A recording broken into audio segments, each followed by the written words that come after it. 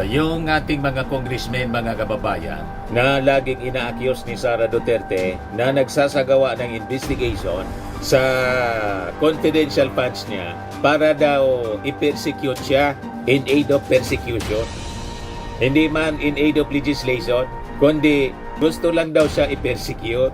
Malabo po mga kababayan. Ngayon pa nga lang po, nag-file yung ating mga congressmen ng bill.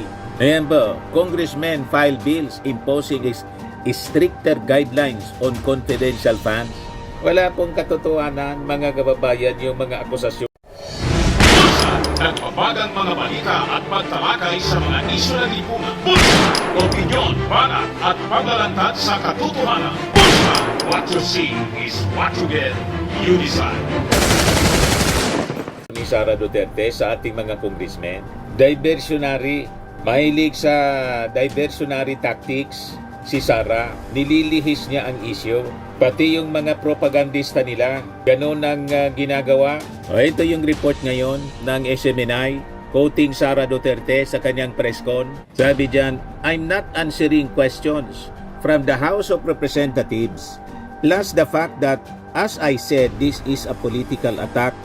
If you are in aid of legislation and you want to legislate about confidential funds, you do not target one office, terrorize and torment the employees of that office.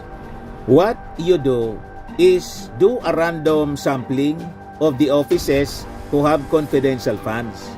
Why not call the office of the president who has billions and billions of confidential funds? Lagi niya pong dinadama yung Office of the President. Wala man pong anomalya doon. Ang anomalya, ang salamangka nangyari sa inyo pong sa inyong opisina from the Office of the Vice President and DepEd. Nung kanyang hawakan, mamaya ibigay ko sa inyo mga kababayan yung naging statement mismo ni na Migs Zubiri at saka ni Sani Angara. But before that mga kababayan, click subscribe muna dito sa ating YouTube channel and hit the notification bell para lagi po kayong updated sa mga kaganapan dito sa ating bansa. Like and share na rin po ninyo ng ating video. At huwag na rin po ninyo na skip yung ating mga commercial ads para tuloy-tuloy lang ang pagunlad ng Bagong Pilipinas. Balikan natin mga kababayan yung ating kwento na si Inday laging kinakaladkad yung confidential funds ng ating Pangulong Bongbong Marcos na bilyonan niya. Ganon din ang narrative ng kanyang mga minions, yung mga vloggers nila, mga defenders ni Sara. Mag-file din po kayo ng impeachment. Diba? Paimbestiga rin ninyo sa inyong mga kaalyadong congressman, wala man pong nasisilip na irregularity sa paggamit ng confidential funds ng ating Pangulo. Ang marami pong milagro sa Office of the Vice President. Tapos sa DepEd, gusto ninyong kaladkarin, naghahanap kayo ng damay. Pinatunayan po mismo ni Migs Zubiri at saka ni Sani Angara. Basahin natin. Mga kababayan, sabi ni Migs, I just want to put on record that the CIF or the Confidential and Intelligence Funds report of the Office of the President is one of the most detailed and comprehensive reports that I have seen. It is the most detailed among all other agencies. It was about 2 books detailing each and every disbursement. And the nice thing about it, Anya, it's a complete report wherein this fund of this amount was disbursed. For example, tipster for anti-drug program and which led to an apprehension, which led to a filing of a case. And actually, the case is ongoing. Wala pong Mary Grace Piatos at saka Kokoy Villamin. Walang ganun po. Walang bogus na mga dokumentos. Nagawa-gawa lang po. Walang minanufacture na mga acknowledgement receipts. Detalyado. Sabi mismo yan ni Migs Zubiri. Migs Zubiri, Senate President during the interpellation of the fiscal year 2024 budget of the Office of the President. Ano naman sabi ni Sani Angara, Chairperson Senate Committee on Finance, I confirm that, Mr. President, I was there. I confirm that there was great specificity in the reports, even mentioning. Click subscribe muna dito sa ating YouTube channel and hit the notification bell para lagi po kayong updated sa mga kaganapan dito sa ating bansa. Like and share na rin po ninyo ang ating video. At huwag na rin po ninyo na skip yung ating mga commercial ads para tuloy-tuloy lang ang pag-unlad ng Bagong Pilipinas. Sa mga nagana po ng malinis and spacious fitness gym, pumunta lang po kayo sa aming Colossal Fitness Gym. We also offer Grab Car Rental with our brand new 2023 model ng Toyota Innova. We also accept booking for those who are planning to travel via PAL, Cebu Pacific, and other airline companies, local and international, and bills payment for Meralco Bills, Aleco Bills, PLDT, etc. Ang Colossal Fitness Gym is located at 3rd floor Security Bank Building, Lanco Business Park, Legazpi City, Albay. For inquiries, look for Gilon Maravillas, contact number 0966-802-0949. Yan po yung aming Innova. Lagi na pong matao sa amin.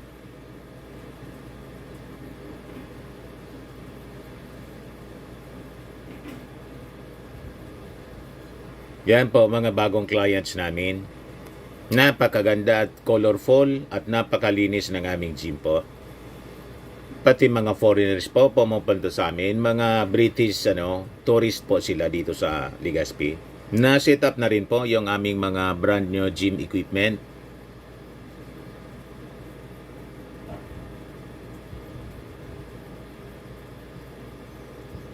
May treadmill na rin po kami. Ito naman po yung bago naming product na binibenta online. Eye Glow Serum, whitening po siya. Tingnan ninyo yung epekto sa aking anak na architect before and now. Yung mga inquiries po ninyo, dumiretso na lang kayo sa kanyang Facebook account, Riz Maravillas. Ito naman po, Firmax Firming and Lifting Cream, pinapahid po sa mga pulses in affected area. Mainam po sa paninigas ng mga kasukasuan. Ito naman po, Automax Radiant Serum. Sa mukha naman yung application, anti-aging po siya. You will look 10 years younger than your age. Sa mga cancer patients naman po, baka lang gusto ninyo itong itry. Neng siya red mixed fruit drink. Hindi mo po siya gamot, food supplement siya. Kaya lang, gawa siya mga kababayan sa goji berry. Yung goji berry may anti-cancer properties. O ngayon, yung mga inquiries ninyo, dumiretso na lang kayo sa aming messenger sa Facebook para masagot namin agad. Ayos pa? Ayos na ayos niya, Mr. Maravilla. The venue, your honor of the tips, times, the details. Detalyado po ang paggamit ng confidential funds ng Office of the President. Hindi tulad po ng paggamit ng Office of the Vice President. Malinaw na naghahanap lang po ng damay. O ngayon, basagin natin mga kababayan yung akusasyon ni Sara na politika. Hindi man daw po in aid of legislation. Ito na nga po ang balita. Nag-file yung ating mga congressmen ng bill sa Congress para sa estriktong paggagamit ng confidential funds. Kasi malala po yung nadiscover nila sa confidential funds ni Sara. Ito yung ating mga magagaling na congressmen. Si Alonto, Sia Alonto, Adjong. Ito si Valeriano, si Zamora, si Chua, si taga rito sa amin, Rods Gutierrez, si Paulo Ortega, tapos siyempre yung napakagaling na abogada, Batangas Congresswoman Jinky Luistro. Lahat sila mga kababayan, members ng House Committee on Good Government and Public Accountability. Nag-file sila ngayon lang po, two measures that aim to introduce stricter requirements and guidelines in the utilization of confidential funds. So sabi dito po sa balita, under the House Bill number 11192 o ang Proposed Confidential and Intelligence Funds Utilization and Accountability Act, confidential funds shall only be allocated to government agencies related to national security, peace and order, and intelligence gathering. Ngayon, tinatanong ng mainstream media, in-interview doon sa ANC ni Carmina, si Congressman Joel Chua, on the first place niya, bakit ba niya binigyan ng confidential funds yung Office of the Vice President, tapos yung DepEd? Sabi po ni Joel Chua, tama naman. Wala pa anyang wala mang batas anya na nagbabawal. Saka, responsibility anya ng Vice Presidente na siya binigyan ng pera, gamitin niya sa tama. Basag mga kababayan si Carmina. Gusto niya kasi yung tingin ko, gusto niyang isisi sa ating Pangulo kasi yung ating Pangulo yung nagbigay. Hindi ko mo binigyan ka ng confidential funds. Lustayin mo sa mali, gamitin mo sa mali, ibulsa mo, sabi ni binulsa niya. Sabi ni Paulo Ortega, hindi lang niya namigay, binulsa pa. Tama po. Kung mo ba binigyan ka ng pera, alam mong pera ng bayan yan, ibubulsa mo.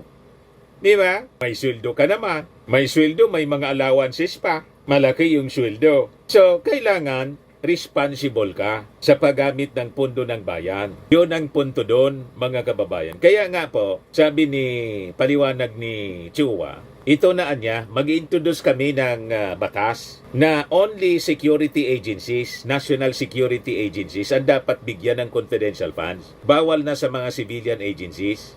Bawal na sa kung sino-sino na lang. Dapat anya, related to national security, peace in order, in intelligence gathering, yung mga agencies na bibigyan ng confidential funds. So tama po, maganda itong legislation. So sabi dito, the measure noted that during the hearings conducted by the House panel, it was found that there was a mismatch in the granting of confidential funds. It was evident anya that confidential funds allotted to civilian agencies were used to augment its operations in not for national security, contrary to the intent of granting it. Sabi po sa bill na ginawa ng mga congressmen.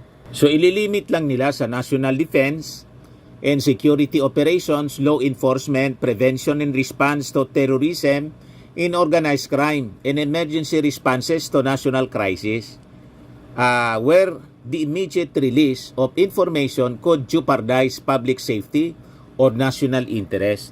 O ngayon, once enacted, violators of this measure shall suffer the penalty of perpetual disqualification from public office, including loss of benefits. Kasama sa papanagutin, yung special disbursing officer shall be jointly liable in case, kasama yung head of agency, of failure to render accounts, misappropriation, or misuse of funds, whether through negligence or intentionally. Yung SDOs din shall be accountable to the amount received for disbursement. Kasi na-discover, mga kababayan, yung ban ng SDO po, 8 million lang, yung si Gina Acosta, pero yung hinawakan niya, 125 million. So, paano yun makakabalik? So, di ba, mga kababayan? So, tama ito na measure. Tama ito pong panukalang batas. So, baseless po, mga kababayan, yung mga akusasyon ni Sara Duterte na hindi man in aid of legislation yung investigation na ginawa ng Congress.